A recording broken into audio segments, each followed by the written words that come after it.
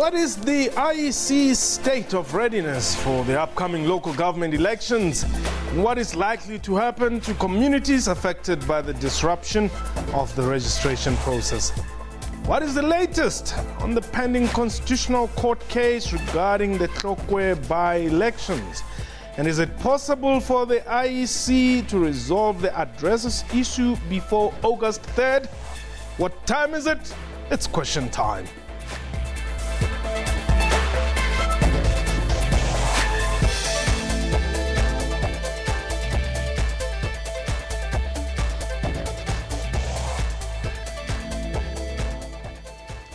Welcome to the show. My name is Mpho Tsedu. The Independent Electoral Commission has thanked the millions of voters who visited their voting stations over two registration weekends in March and April to register and update their address details. The Commission says a total of more than 6.6 million voters visited their voting stations over the registration period. This was almost 2.5 times more activity than in the two registration weekends for the 2011 municipal elections. Apart from incidents of intimidation and violence in Vuwani in Limpopo's Vhembe district municipality, registration was declared a success. The IEC has also commended a large turnout by first-time registering voters under 30 years of age. We are live, and therefore you can call us and air your views. The numbers to dial 089-1104-210.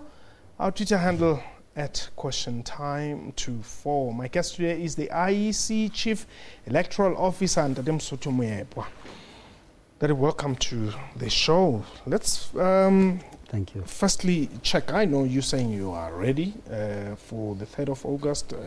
It's all systems go, but there's a court case that's pending in May, which can disorganize you. No, I think we have to do everything that we are required to do. We have always known that an election must be held in this year before the 16th of August. We have registered voters as we ought to do. We have some issues that are not clear. We have approached the court to pronounce on some clarity we seek. And all of these things must help us all, the Electoral Commission, the voters, political parties, to prepare for that election in earnest. And we are prepared for it. So the court case? The court case must be heard. There is a lot of clarity that we all look forward to. This is not a matter that, one is going to court to, go and fight about this or the other. The issues at stake are fundamental issues of, people's constitutional rights. And all we are seeking is for them to be pronounced in clear terms that we as the Electoral Commission and the voters concerned understand them.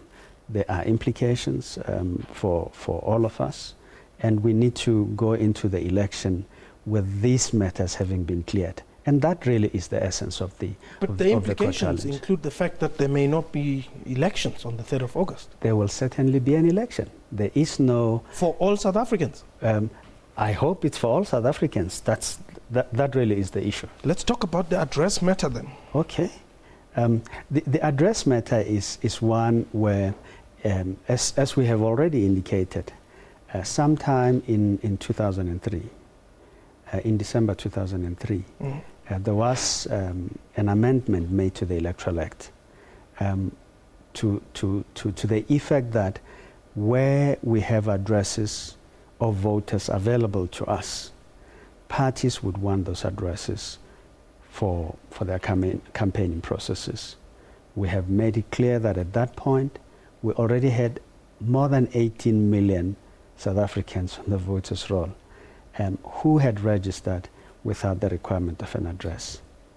It now is so that the Constitutional Court pronounced on the 30th of November last year that we would need to register people with an address, or where they do not have a conventional address, we must get their sufficient particularities, which we have been doing. But there is a gap in between. And the clarity is, what do we do with those people that have registered, they have been on the voters roll for a while without an address, and we understood that in the Constitutional Court matter that an address is not a prerequisite for any voter to register and to vote. All you need to have is be a South African citizen, be 18 years and above, and in possession of the requisite identity documents. Okay. Now, you also have the communities of the likes of Vhembe in Limpopo, I think Paul, there were some disruptions as well. Yes. Let's talk about those. What happened? South Africans are a nation of,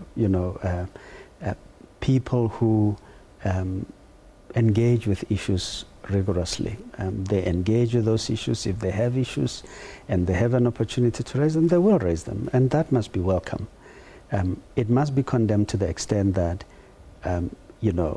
it could be violating on the rights of others. I think really my right remains extant to the extent that it begins to violate your right, and I think that's a fair principle. We have seen that people were dissatisfied with certain issues, and they raised those issues. The problem was stopping others from registering. We engaged with those communities, and we are very grateful for the leadership in those communities, traditional leaders, particularly His Majesty Koskolo Bompepu. And they have helped us to deal with these issues. That's why you have seen in the second registration weekend, those communities beginning to register and to vote. But there were disruptions. There were disruptions. We have provided opportunities. We have asked for those communities to come forward and to register. When? Both registration weekend 1 and registration weekend 2. Well, they disrupted weekend 2 as well. Well, they disrupted registration weekend 1 to fairly a large extent, but registration weekend 2, one cannot say that. We were quite successful, and in fact, I must remind you. So are you saying the people of Vuwani registered? There are quite a few people that have registered in that area, even in registration weekend 1, but we have seen a much bigger registration than we had in registration 1, in registration 2.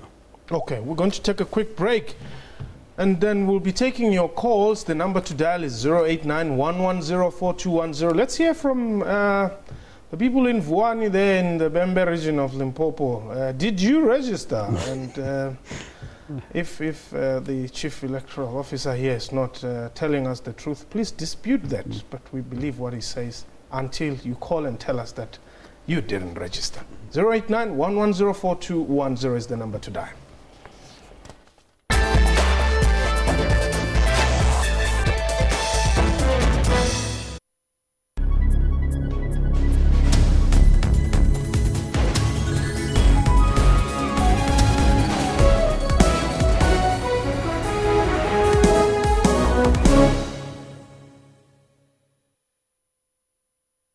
When you're growing a business, you're not just doing it for yourself.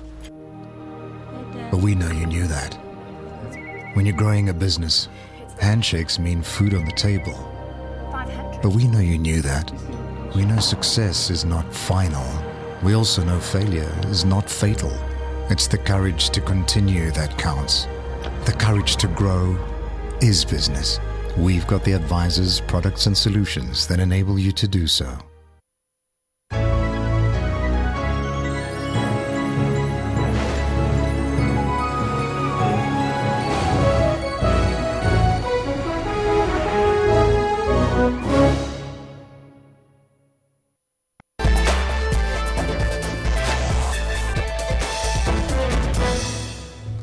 Welcome back. You're still watching Question Time. My guest is the IEC Chief Electoral Officer, Ndadimsutu Muyebwa.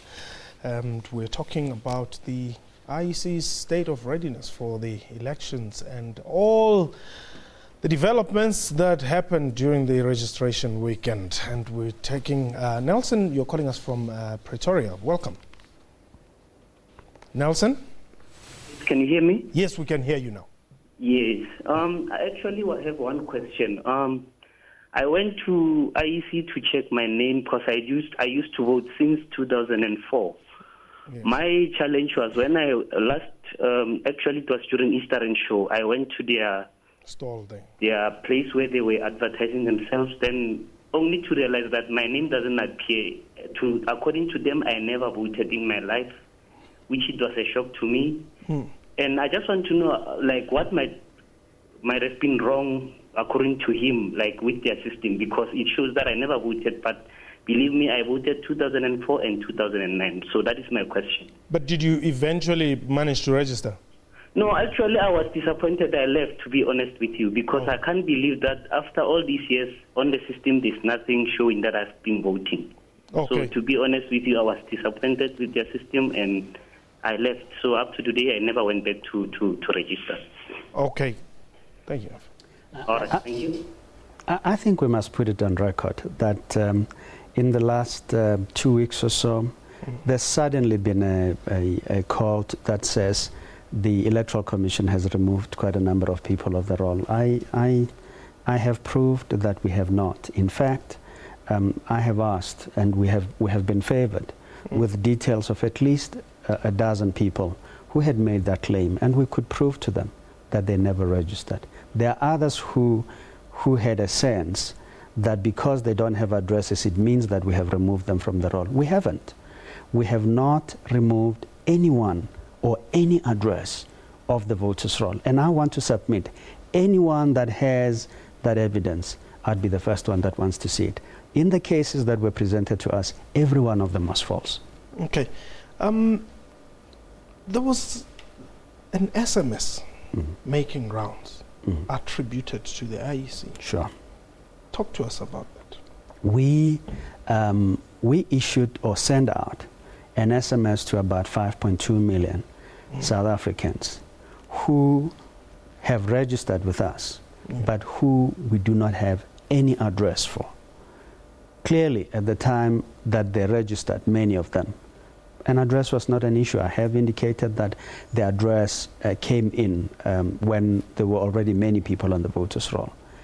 But in order for us to alert voters whose address details we don't have, we decided to send that SMS and said, we are creating an opportunity for you closest to where you live, in the voting district where you should ordinarily be registered to vote. Please come and provide us your address details or your sufficient particularities. That really was all we were seeking to do. It was never intended to say to people, unless you provide your address, you're going to be removed. We never said that. And we have been trying to clarify, as I hereby do, that we are only seeking your address details to be sure that you're never disenfranchised if we come to that point for you to be a voter. There's a matter that refuses to die, the issue of the South African Democratic Teachers Union.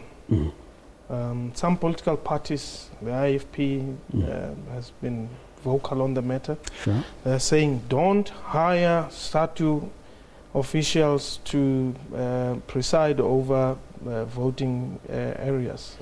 What is the final word there?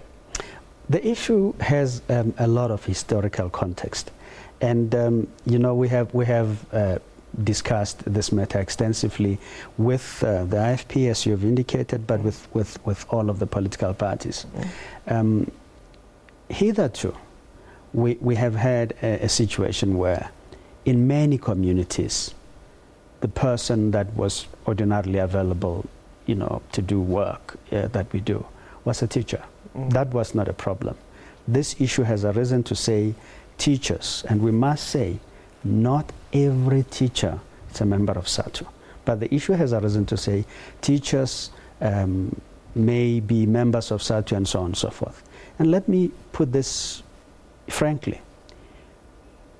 If you look at where we come from historically, you had teachers being close to 70% of the staff of the Electoral Commission, let's say presiding officers. Today, they're less than 10%. We have been dealing with that matter progressively without creating discrimination or violating national laws of this, in this country. But this is a matter we understand, we have to deal with and deal with sensitively. Stelo, you are in the Eastern Cape. Yes, Mpo, I just want to ask from the gentleman in the studio. Yes. Yes, Mpo, I just want to ask from the gentleman in the studio, what is the problem between IEC and the Pan-Africanist Congress? Because I understand that PAC is not getting its dues from the IEC. I don't know what is the problem. Can you just explain what is happening? The PAC once more.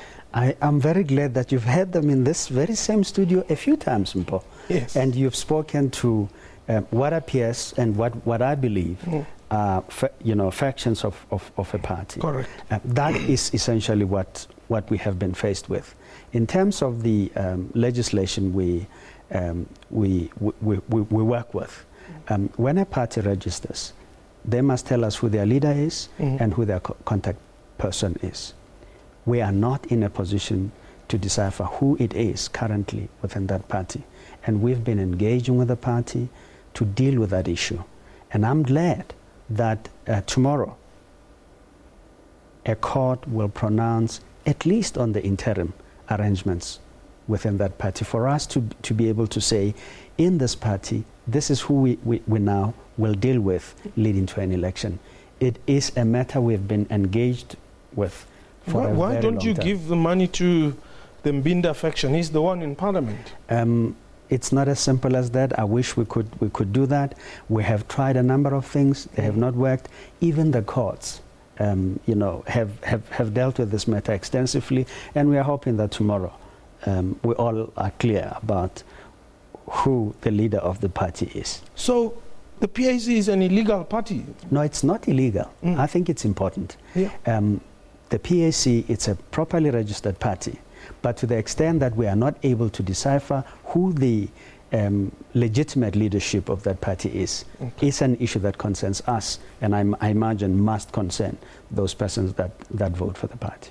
Okay, let's take Marlene. Marlene, you are calling from around Gauteng. Yes, hi, Mpo. Yes. Thank you for taking my call. You're welcome. Okay.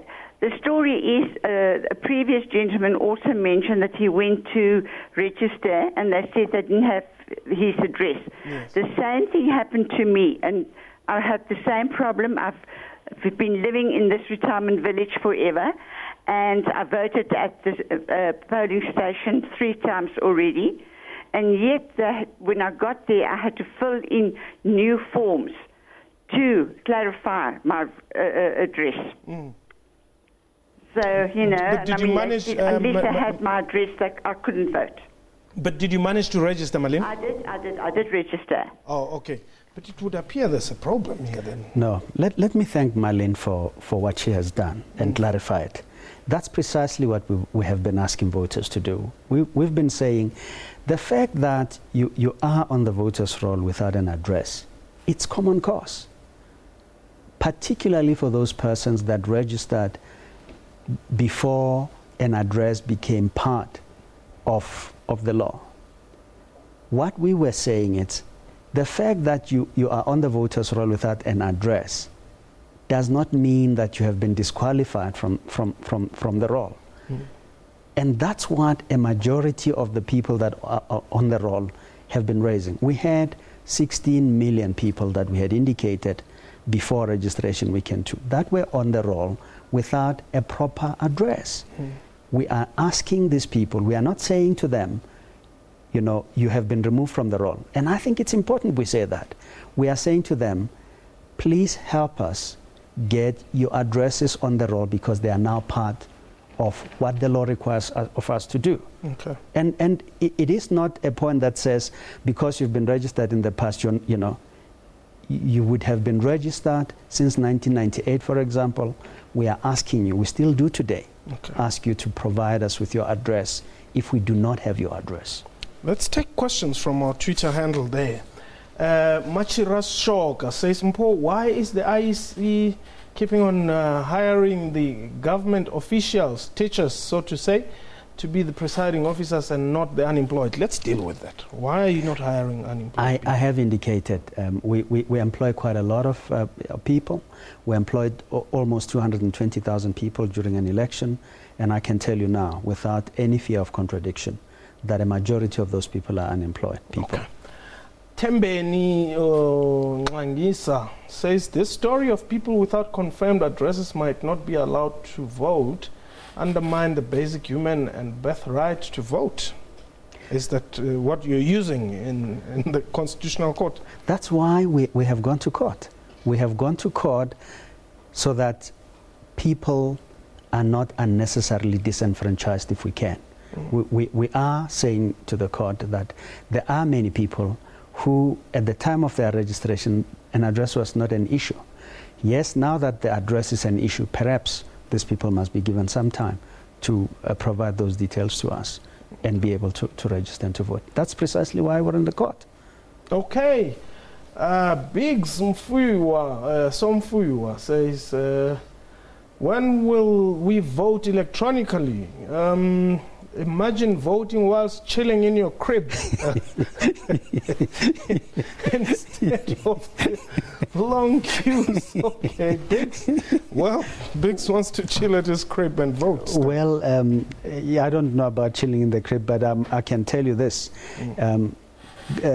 Biggs will be very well pleased to know that the Electoral Commission in South Africa has in fact been looking at the electronic voting options, and we have consulted extensively political parties, civil society, and came to the conclusion through our consultative process that although this would be desirable in the future, we are fine with what we have, and there's some more work that we need to look at and the implications for South Africa. So we are looking at that. It's not because we are not looking, but South Africa has said to us, not now, please. Let's continue to work at it. And what about voting from outside the country? What if I'm in Marondera on the day of the vote? You're asking a very important question. Yeah. In the elections that we're going to have in this year, you are really voting for a councillor in your area. You cannot vote for a councillor in someone else's area. And so you would need to be ordinarily resident there. You would need to vote in that voting station. And you cannot vote outside of it. That's why you're unable to vote outside when we do local government. But that is not the same for national elections. When we elect representatives for the National Assembly, you vote from anywhere in the world. Now, what if I want to get on Munoru Rama to Zimbabwe and I won't be around on the day of voting? Any special arrangements? Well, there are special arrangements, but special arrangements don't mean that every permutation is made, attainable. We do have special votes in these elections.